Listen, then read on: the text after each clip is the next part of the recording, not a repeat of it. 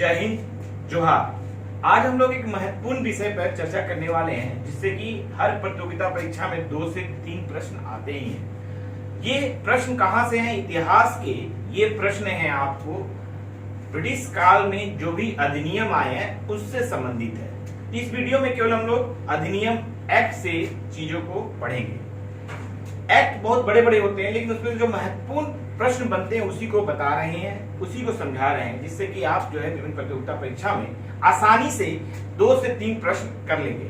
ये प्रश्न जो है बहुत ही महत्वपूर्ण होते हैं जो कि हर इतिहास के जो सब्जेक्ट है हर विद्यार्थी को पढ़ना चाहिए। सबसे महत्वपूर्ण बात है 1600 ईस्वी में जब ईस्ट इंडिया कंपनी भारत पे शासन करने आई उसके बाद जो है एक व्यापारी के रूप में ये कार्य कर रहा था, लेकिन 1757 में प्लासी की युद्ध के बाद सिराजदौला को हराने के बाद धीरे धीरे राजनीतिक रूप से ये भारत पे शासन करना शुरू किए और 1764 में बक्सर की युद्ध के बाद ये पूरी तरह से निर्णय हो चुका था कि भारत पे अब अंग्रेज ही शासन करेंगे। तो उन्होंने जो है उसके बाद जो है आपको भारत में अपने शासन को चलाने के लिए अधिनियम एक्ट लाने लगे और उसी के हिसाब से जो है आपको भारत पे शासन शुरू हो गया।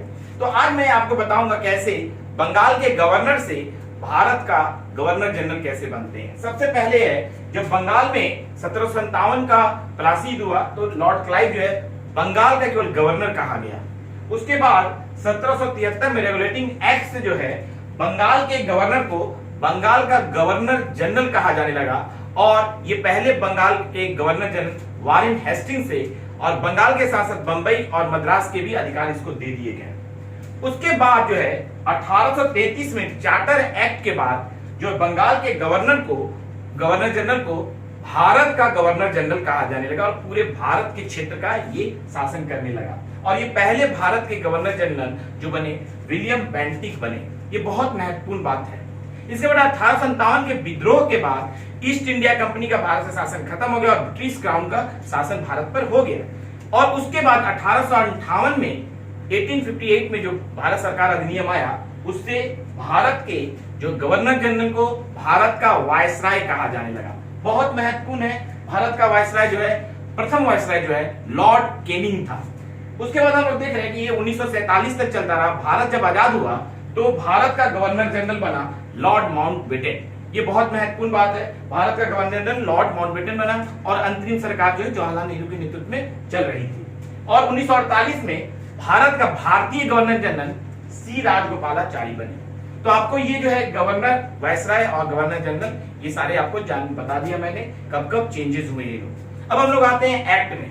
सबसे महत्वपूर्ण पहला एक्ट है 1773 का रेगुलेटिंग एक्ट। ये बहुत ही महत्वपूर्ण है और इससे जो है बंगाल के गवर्नर को बंगाल का गवर्नर जनरल कहा जाने लगा और ये पहला बंगाल का गवर्नर जनरल वारेन हेस्टिंग्स था जिसको कि बंगाल, बंबई और मद्रास का भी अधिकार दे दिया गया। दूसरा महत्वपूर्ण बात है 1773 में सर्वोच्च न्यायालय की स्थापना हुई जो कलकत्ता में हुई और इसमें एक मुख्य न्यायाधीश और 3 अन्य न्यायाधीश थे और मुख्य न्यायाधीश जो थे एलिजा इम्पे थे। बहुत महत्वपूर्ण, आप लोग ध्यान रखिएगा। मुख्य न्यायाधीश कौन थे? एलिजा इम्पे और 3 अन्य न्यायाधीश थे। ये बहुत महत्वपूर्ण प्रावधान है और कुछ इसमें बात नहीं। फिर 1781 में आया तो थोड़ा जस्ट संशोधन ही था, इसमें ज्यादा कोई बात है नहीं। फिर 1784 में जो है पीट्स इंडिया एक्ट आया, इसमें भी कोई महत्वपूर्ण बात नहीं है। इसके बाद हम लोग देखते हैं 1793 में एक चार्टर एक्ट आना शुरू हुआ और हर जो है 20 साल के बाद एक एक्ट चार्टर एक्ट आने की बात होने लगी। तो 1793 का चार्टर एक्ट में भी कोई महत्वपूर्ण बात नहीं है जो कि आपको बताया जाए। 1813 का चार्टर एक्ट बहुत महत्वपूर्ण है जिसमें कि ईस्ट इंडिया कंपनी यानी कंपनी का व्यापार जो है भारत पर से एक अधिकार को समाप्त कर दिया गया। बहुत महत्वपूर्ण है कि भारत पर कंपनी का जो व्यापार का एक अधिकार था इसको समाप्त कर दिया गया, लेकिन अभी भी चीन और चाइना पर व्यापार ईस्ट इंडिया कंपनी कर रही थी। चीन और चाय पर ये बहुत इंपॉर्टेंट है। चीन और टी पे जो है एक अधिकार अभी भी जो है ईस्ट इंडिया कंपनी का था। दूसरा जो महत्वपूर्ण प्रश्न आता है 1 लाख रुपए जो है ईस्ट इंडिया कंपनी जो है खर्च कर रही थी शिक्षा पर खर्च करने का 1 लाख रुपया प्रति वर्ष जो है इसको वार्षिक खर्च निर्धारित किया। भी प्रश्न हमेशा परीक्षा में आता है। फिर 20 वर्ष के बाद 1833 का चार्टर एक्ट बहुत ही महत्वपूर्ण है। इसमें चाय और चीन, टी और चीन पे जो कंपनी का एक अधिकार था इसको भी समाप्त कर दिया गया ईस्ट इंडिया कंपनी का। बहुत महत्वपूर्ण बात है। इसके बाद देख रहे हैं बंगाल के गवर्नर जनरल को भारत का गवर्नर जनरल कहा जाने लगा और विलियम बेंटिक इसके पहले भारत के गवर्नर जनरल बने। ये बहुत महत्वपूर्ण बात है। फिर भारत में जो गवर्नर जनरल की काउंसिल थी उसमें एक सदस्य आया, चौथा सदस्य के रूप में, वो विधि कानून सदस्य के रूप में आया, विधि सदस्य के रूप में आया, लॉर्ड मेकाले। लॉर्ड मेकाले एक विधि सदस्य के रूप में आए। बाद में जो है इनको पूर्ण सदस्यता दी गई आपको 53 में। लेकिन अभी जो है चौथे सदस्य के रूप में जो है विधि सदस्य को लाया गया, जो कि लॉर्ड मेकाले थे। बहुत ही महत्वपूर्ण बात है। इसके बाद हम लोग देख रहे हैं कि 1853 का जो चार्टर एक्ट आया 20 साल के बाद, इसमें बोर्ड के सदस्यों को नियुक्ति में जो है प्रतियोगिता परीक्षा को शुरुआत हो गई। तो 1853 के जो चार्टर एक्ट है उससे जो है कॉम्पिटिटिव एग्जाम शुरू हो गया। बहुत ही महत्वपूर्ण बात है। ये हम लोगों ने देख लिया जब ईस्ट इंडिया कंपनी भारत पे शासन करी। अब 1857 का विद्रोह हो गया और 1858 में जो है जो अधिनियम आया, ईस्ट कंपनी शासन अधिनियम, तो ईस्ट इंडिया कंपनी का जो अधिनियम आया, इसमें ईस्ट इंडिया कंपनी का शासन भारत पर से समाप्त कर दिया गया और क्राउन का शासन यानी महारानी का शासन भारत पर हो गया। अब ये कैसे होता था? तो जो यहाँ पे ईस्ट इंडिया कंपनी के जो भारत के गवर्नर जनरल थे उसको अब वायसराय कहा जाने लगा। अब वायसराय जो है सारा भारत का जो है सारा कार्य जो है भारत सचिव को, जो लंदन में उसके 15 सदस्यीय सदस्य थे, उसको बताता था और भारत सचिव संसद को बताता था और संसद जो है ब्रिटिश क्राउन को बताती थी। तो इस तरह से भारत पे शासन शुरू हो गया। तो 1857 के बाद जो है ईस्ट इंडिया कंपनी का शासन खत्म हो गया और क्राउन का शासन भारत पर हो गया और भारत के गवर्नर जनरल को वायसराय कहा जाने लगा और पहला वायसराय जो है लॉर्ड कैनिंग बना। बहुत महत्वपूर्ण है। और भारत सचिव जो था, जो 15 सदस्यीय सचिव था, लंदन में जिसका ऑफिस था, पहला भारत सचिव चार्ल्स वुड बना। ये बहुत महत्वपूर्ण है, जो इसके में शिक्षा का सुधार भी किया था। वुड डिस्पैच आया था आपको ये 1854 में। बहुत महत्वपूर्ण बात है। इसके बाद देख रहे हैं जनपद सेवा में जो है खुली प्रतियोगिता परीक्षा, ओपन कॉम्पिटिटिव एग्जामिनेशन शुरू हो गई 1858 के बाद। जो भी आपको जनपद सेवा है उसमें कॉम्पिटिटिव एग्जाम शुरू हो गए। बहुत महत्वपूर्ण बात है। खुली प्रतियोगिता कब शुरू हुई? तो 1858 से।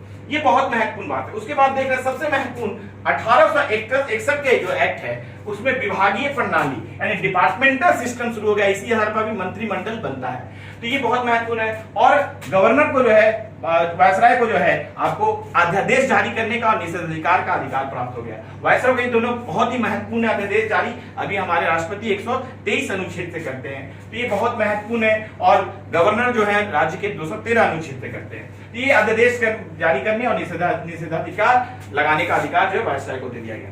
1892 के जो एक्ट में बजट पर जो है बहस करने और प्रश्न पूछने का अधिकार दे दिया, लेकिन अभी भी वोट देने का अधिकार नहीं था। तो वोट देने का भी अधिकार नहीं था, लेकिन बहस पे बजट पर बहस कर सकते थे, प्रश्न पूछ सकते थे। बहुत महत्वपूर्ण बात है। फिर 1909 में जो है मॉर्ले मिंटो सुधार आया। बहुत ही महत्वपूर्ण सुधार है। इसमें सबसे महत्वपूर्ण जो है मॉर्ले जो था भारत सचिव था, मिंटो जो था भारत का वायसराय था। बहुत महत्वपूर्ण है। इसमें जो पृथक निर्वाचन सिद्धांत आया, मुसलमानों के लिए जो है पृथक निर्वाचन दिया गया। ये बहुत महत्वपूर्ण है। बांटो और राज करो की नीति का शुरुआत हुई। इसके बाद 1919 में जो है मेटेंगू ट्रांसपोर्ट सुधार आया। मेटेंगू जो थे आपको भारत सचिव थे और चैम्सफोर्ड जो थे वो यहाँ पे वायसराय थे। बहुत महत्वपूर्ण है। इसमें जो है प्रांतों में दैध शासन लागू किया, ड्यूअल सिस्टम लागू कर दिया गया। दैध शासन होता है आपको आरक्षित विषय और हस्तांतरित विषय। आरक्षित विषय गवर्नर जनरल की और उसकी काउंसिल के पास रहता है, जो महत्वपूर्ण रक्षा सचिव, रक्षा हुआ, विदेश हुआ, गृह हुआ और जो है वित्त हुआ, ये सब आरक्षित विषय में आते थे। हस्तांतरित में जो चुनी हुई सरकार आती थी, जो मंत्रिमंडल बनता था, उसको हस्तांतरित विषय मिलते थे, जैसे शिक्षा, स्वास्थ्य, ये सब, सड़क, ये सब मिलते थे हस्तांतरित विषय में। इस तरह से आपको नियंत्रित किया गया। और दो सूचियां आई, केंद्रीय सूची और प्रांतीय सूची।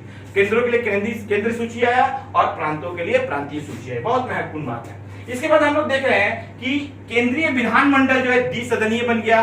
जैसे कि आज लोकसभा है, राज्यसभा, उसी तरह केंद्र का जो विधानमंडल द्विसदनीय बन गया। और सांप्रदायिक निर्वाचन जो है बढ़ा दिया गया, ईसाइयों को दे दिया गया, जमींदारों को दे दिया गया और भी लोगों को दे दिया गया। ये बहुत महत्वपूर्ण 1919 का आपको अधिनियम है। इसका सबसे महत्वपूर्ण अधिनियम है 1935 का अधिनियम। यही अधिनियम 1947 14 अगस्त 1947 तक चलता रहा। ये अधिनियम बहुत ही महत्वपूर्ण है। इसमें सबसे महत्वपूर्ण है प्रांतों से दैध शासन को समाप्त कर दिया गया और अब केंद्र में लगा दिया गया। तो प्रांतों से दैध शासन जो है आरक्षित और हस्तांतरित विषय को समाप्त करके अब केंद्र में लगा दिया। बहुत बार प्रश्न पूछा जाता है।